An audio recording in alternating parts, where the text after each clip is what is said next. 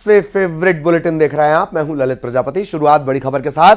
गौरेला और पेंड्रा नगर पंचायत अब नगर पालिका बन चुकी हैं। राज्य सरकार ने इसके आदेश जारी कर दिए हैं। लंबे अरसे से मांग की जा रही थी कि गौरेला और पेंड्रा नगर पंचायत को नगर पालिका बनाया जाए और आखिरकार सरकार ने इसे मानते हुए राज्य सरकार ने इसके आदेश जारी कर दिए हैं। नगर पालिका परिषद गठन की अधिसूचना जारी कर दी गई है।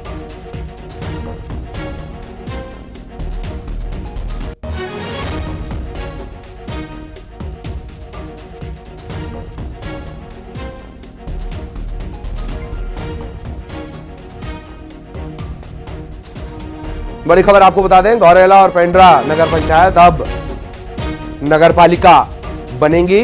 राज्य सरकार ने इसके आदेश भी बाकायदा जारी कर दिए हैं। सरकार ने अधिसूचना जारी कर दी है। नगर पालिका परिषद गठन की अधिसूचना जारी कर दी गई है। लंबे वक्त से इन इलाकों की मांग उठ रही थी। गौरेला और पेंड्रा नगर पंचायत अब नगर पालिका कहलाएंगी। विकास के काम तेज हो सकेंगे, बजट बढ़ाया जाएगा और विकास की रफ्तार इन दोनों जगहों पर गौरेला और पेंड्रा में तेज होगी।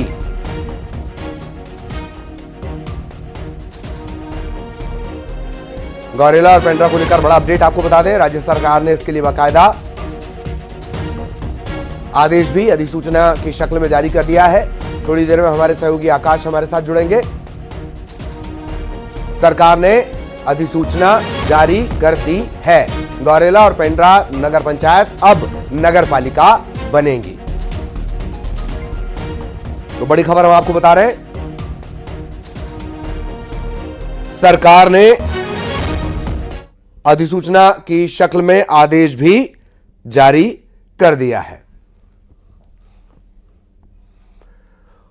इधर कोलकाता में जूनियर डॉक्टर से रेप और हत्या की घटना को लेकर छत्तीसगढ़ में भी गुस्सा देखने को मिला है। रायपुर के जूनियर डॉक्टर एसोसिएशन ने हड़ताल का ऐलान किया है। अंबेडकर अस्पताल में ओपीडी की सभी सेवाएं 14 अगस्त से बंद कर दी जाएंगी। 300 जूनियर डॉक्टर्स ने कल से अस्पताल में काम बंद करने का फैसला लिया है। सिर्फ इमरजेंसी सेवाओं पर ही जूनियर डॉक्टर काम करेंगे। ओपीडी, ओटी और वार्ड सेवाएं बंद रहेंगी। Central health workers and health establishment protection act, इसे पूरे देश में लागू किए जाने की मांग की जा रही है। अस्पताल में सीसीटीवी लगाने, ज्यादा सुरक्षा कर्मियों की तैनाती, ये तमाम मांगे हैं। तो कल जूनियर डॉक्टर्स की हड़ताल होगी। मरीजों को परेशानियों का सामना करना पड़ेगा। अकेले रायपुर में ही माना जा रहा है कि तकरीबन 3000 मजदूरों पर इस हड़ताल का पड़ेगा सीधा असर।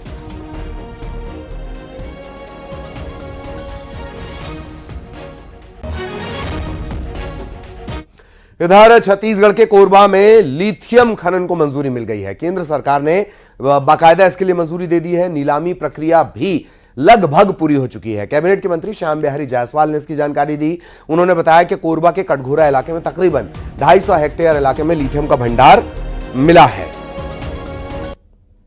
कटघोरा में लिथियम माइन शुरू होने से छत्तीसगढ़ देश के अग्रणी राज्यों में शामिल हो जाएगा। माइंस में काम शुरू होने के साथ ही छत्तीसगढ़ लिथियम उत्पादन में महत्वपूर्ण भूमिका निभाएगा, ये श्याम बिहारी जायसवाल ने कहा है।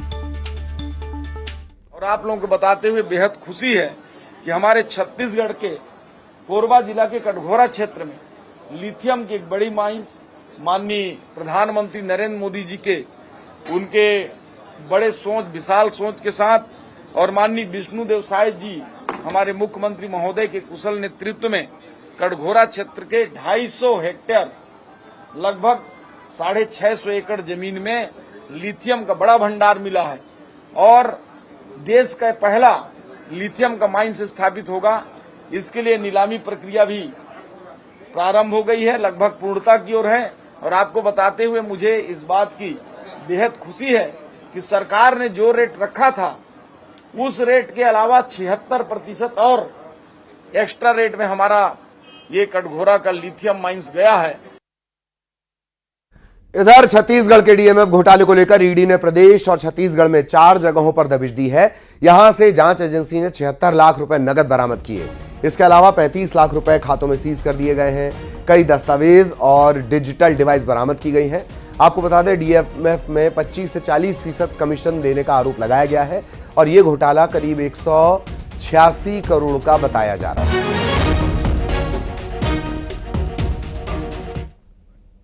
इधर गरियाबंद और धमतरी में पुलिस को नक्सलियों के ठिकाने से 38 लाख का कैश मिला है। नक्सलियों ने इसे डंप कर रखा था। इसके अलावा पुलिस को 23 बीजीएल राउंड मिले हैं, 13 डेटोनेटर मिले हैं और भी विस्फोटक सामान मिला है। जवानों ने अंदरूनी इलाकों में नक्सल विरोधी अभियान चला रखा है। इसी सिलसिले में इत्तला मिली थी कि नक्सलियों ने व्यापारियों से अवैध रूप से लेवी वसूल की और इस वसूली में मिले कैश को गरियाबंद और धमतरी के अलग अलग इलाकों में डंप करके छिपाया गया। इसके बाद यह बड़ी कार्रवाई की गई है। इधर दुर्ग में युवक की हत्या के बाद लोगों का गुस्सा फूट पड़ा। सड़क पर शव रखकर प्रदर्शन किया, आरोपियों की गिरफ्तारी की मांग की। आपको बता दें कि आपसी विवाद में युवक की हत्या कर दी गई थी। आरोपियों ने 20 साल के शुभम बांदे के ऊपर चाकू से कई हमले किए। लहूलुहान हालत में उसे अस्पताल ले जाया गया, जहां डॉक्टर्स ने उसे मृत घोषित कर दिया। पूरा मामला पद्मनाभपुर थाना क्षेत्र का है।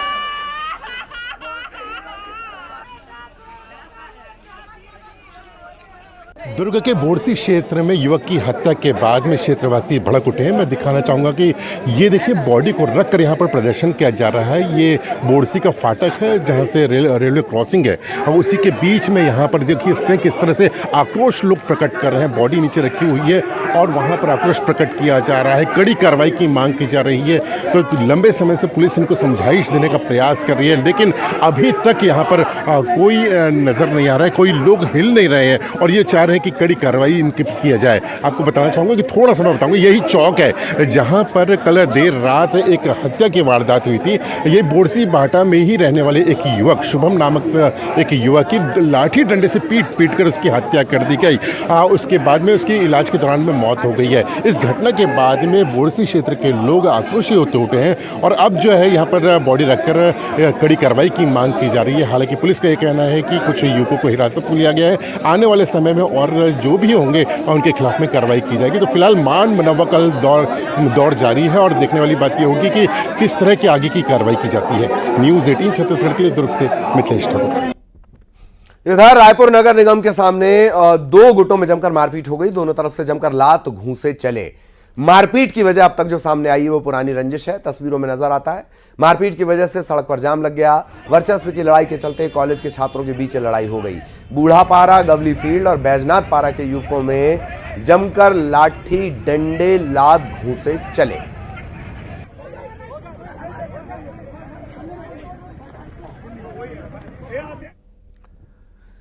इधर जांजगीर चांपा में स्कूल की छत का प्लास्टर गिर गया। इस हादसे में 6 स्कूली बच्चे घायल हो गए। यह हादसा प्री प्राइमरी स्कूल में हुआ। घायल बच्चों को अस्पताल में पहुंचाने के लिए एम्बुलेंस तक नहीं मिल पाई। हादसे के बाद प्रशासन सबक नहीं ले रहा है। छात्र जर्जर स्कूल भवन में पढ़ने को मजबूर हैं। वहाँ के जो प्राचार्य हैं उनसे बात करते हैं कि आखिर किस तरह की प्रशासन की मनमानी पे बच्चे जो है चोटिल हुए। सर आप बताएंगे कि आप कितने बार जो है भवन को मरम्मत के लिए उच्च अधिकारी को अवगत कराएं, उसके बाद भी मरम्मत नहीं हो पाई? यूडाइस में हमेशा भराते रहते हैं और कल ही शाला विकास समिति और सरपंच लोग आए थे, उनके लिए भी प्रस्ताव करें कि प्लास्टर इनका सही नहीं है, सीपेज हो रहा है करके कल ही किए हैं हम लोग। शिक्षा विभाग के बड़े अधिकारी जब आपके पास जाते हैं तो लगातार जो है कागजों में शिक्षा के स्तर अच्छे हैं, स्कूल अच्छे हैं करके हमको जानकारी दी जाती है, लेकिन स्थिति बस से बदतर है और बच्चे रोज चोटिल हो रहे हैं। लगातार सप्ताह भर में कई घटना घट गई जिससे शिक्षक के साथ साथ बच्चे भी शिकार हो रहे हैं। इसको किस तरह देखते हैं और किस तरह दहशत के साया में आप लोग पढ़ाते हैं? जी, ये 2 रूम सीपेज हो रहा है, उसको ऐसा फटा वटा इस बार नहीं दिखा है। अचानक टाइप का ये घटना हुआ। भगवान की शुक्र है कि बहुत ज़्यादा कोई बच्चे इंजर्ड नहीं हुए। थोड़ा सा 2-3 बच्चों को चोटें आई हैं। जिस तरह से प्रशासन बच्चों के साथ साथ शिक्षकों की ज़िंदगी के साथ खिलवाड़ कर रहे हैं और शिक्षा नीति के तहत जो है उच्च शिक्षा देने की ढिंढोरा पीटते हैं, यह पूरी तरह से धरातल पर नहीं उतर रहे हैं और लगातार हादसों के शिकार हो गए हैं। इसके जिम्मेदार कौन है? प्रशासन क्यों ऐसा कार्रवाई नहीं कर रहे हैं कि जिससे बच्चे को हादसा के शिकार से बचाया जा सके? छत्तीसगढ़ हाईकोर्ट सड़कों पर जल भराव को लेकर सख्त हो गया है। कोर्ट ने निगम कमिश्नर से जवाब मांगा, शपथ पत्र देने के लिए कहा है। साथ ही जल भराव की कार्य योजना, जल जमाव से कैसे निपटा जाए उसकी कार्य योजना भी मांगी है। कोर्ट ने सख्ती से पूछा कि हल्की सी बारिश में भी पानी क्यों भर जाता है। कोर्ट ने निगम की इंजीनियरिंग पर भी सवाल उठाए।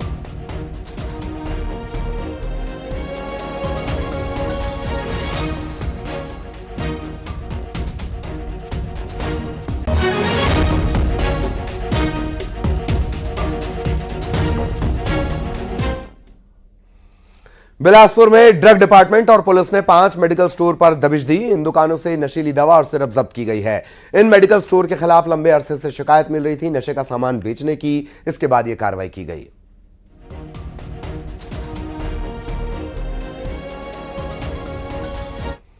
इधर बलरामपुर में घूस लेते शिक्षा विभाग का बाबू गिरफ्तार किया गया है। ग्रेड 2 ये अधिकारी है।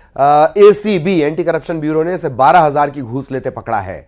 शिक्षा विभाग के ही एक प्यून से, एक चपरासी से यह रिश्वत ले रहा था। गौतम सिंह इसका नाम है। रंगे हाथों पकड़ लिया गया। वाड्रफ नगर शिक्षा अधिकारी कार्यालय में गौतम सिंह तैनात है। रिश्वत ले रहा था, पकड़ लिया गया।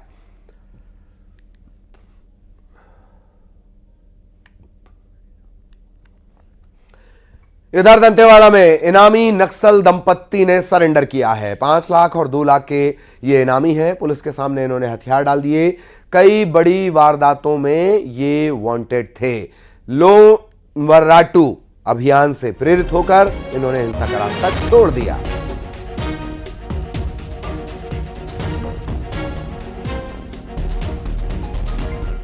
इधर सुकमा में पत्रकार मामले में बड़ी कार्रवाई हुई है। कोंटा के टीआई अजय सोनकर को गिरफ्तार किया गया। गिरफ्तार करने के बाद कोर्ट में पेश किया गया। अजय सोनकर के खिलाफ एफआईआर दर्ज हुई थी।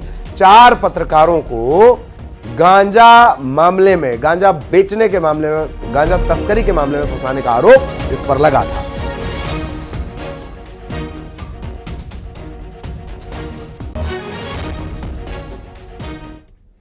छत्तीसगढ़ कांग्रेस में बदलाव की अटकलों के बीच दिल्ली से रायपुर लौटे कांग्रेस के नेता टीएस सिंहदेव का बड़ा बयान सामने आया। उन्होंने कहा कि प्रदेश अध्यक्ष की जिम्मेदारी निभाने के लिए वो तैयार हैं। हार से सबक लेना चाहिए। अब किसी भी तरह की जिम्मेदारी हो तैयार हैं। हार से जो ठोकर मिली इससे सबक लेना चाहिए। लंबे समय से जो कैप्टन है उनका बदलाव स्वाभाविक है।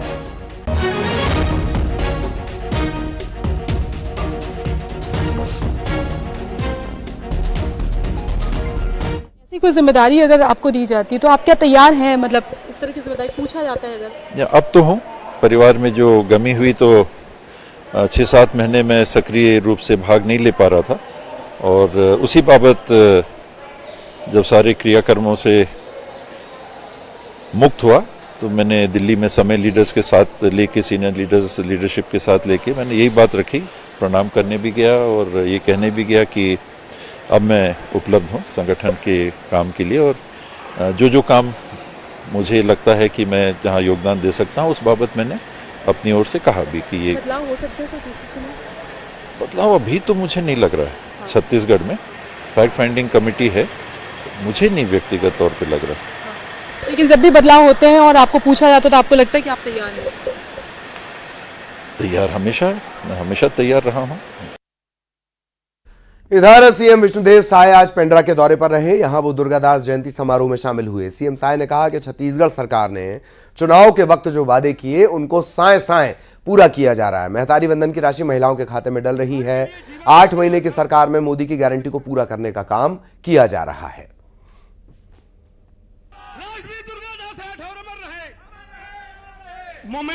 करीब 8 महीना हुई से हमार सरकार ला, लेकिन मोदी जी के गारंटी में विश्वास करके आप मन विधानसभा लोकसभा में भी ऐतिहासिक जीत भारतीय जनता पार्टी ला जिताओ तो हमार सरकार भी मोदी जी के गारंटी ला साए साए पूरा करत है कि आज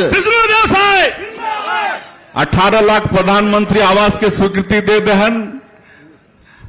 आज हमार किसान मन के धान ला 21 क्विंटल प्रति एकड़ खरीदे हन। 3100 रुपया प्रति क्विंटल के धान के दाम दे हन। 145 लाख मीट्रिक टन धान के खरीदी हुई से 70 लाख से ज्यादा माता बहनी मन के महतारी बंधन योजना में हर महीना 1,000 रुपया उनकर खाता में भेजत हन। 6 महीना भेज चुके हन। रामलला दर्शन योजना शुरू कर चुके हन। हमारे वनवासी मन के जो तेंदू पत्ता जोनला हरा सोना कथे 4,000 से ओकर दाम बढ़ा के 5,500 प्रति मानक बोरा कर चुके हैं। रायपुर में बीजेपी कार्यकर्ताओं ने तिरंगा यात्रा निकाली। इसमें सैकड़ों कार्यकर्ता शामिल हुए। तेली बांधा से शुरू हुई यात्रा शहर के अलग अलग इलाकों से होकर गुजरी। आपको बता दें, प्रदेश में कई जगहों पर बीजेपी कार्यकर्ताओं ने तिरंगा यात्रा निकाली।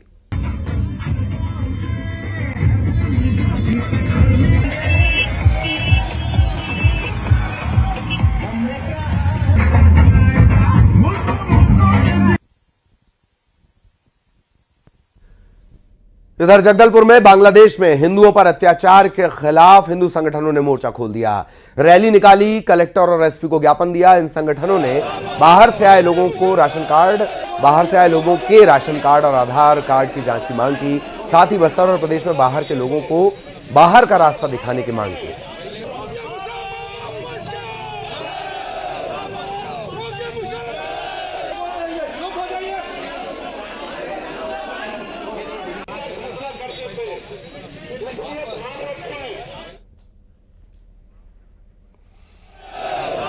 तो हिंदू संगठनों ने विरोध प्रदर्शन किया है। खास बात यह है कि बाहर पर इनका बहुत फोकस था। जैसे जो बाहर से आया उसका राशन कार्ड और आधार कार्ड की जांच होनी चाहिए, और जो बाहर से आए हैं उन लोगों को तत्काल बाहर का रास्ता दिखाया जाए ताकि अंदर के लोग बेहतर तरीके से रह सकें।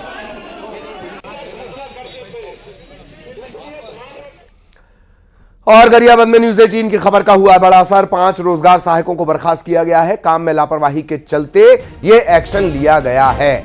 फिंगेश्वर जनपद पंचायत सीईओ ने आदेश जारी किया है। न्यूज 18 ने प्रमुखता से इन रोजगार सहायकों की लापरवाही की खबर दिखाई थी। इसके बाद यह बड़ा एक्शन लिया गया है। 5 रोजगार सहायक बर्खास्त किए गए हैं।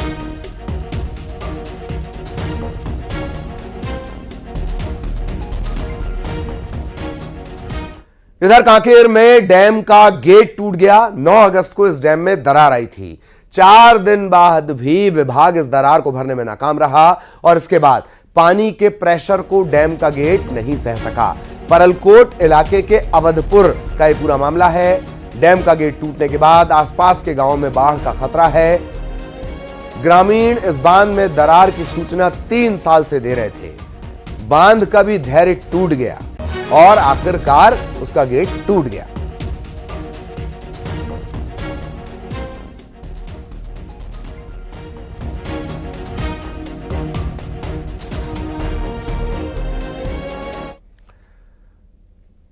अंबिकापुर में हाथियों का उत्पात जारी है और इसके चलते ग्रामीण दहशत में हैं। हाथियों ने उलखिया और सलई नगर में जमकर उत्पात मचाया है। कई घरों को नुकसान पहुंचाया है, फसलों को नुकसान पहुंचाया है। वन विभाग लगातार ये सलाह दे रहा है, नसीहत दे रहा है कि हाथियों से दूर रहें।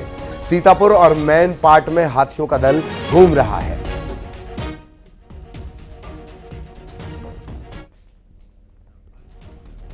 और अब टॉप 20।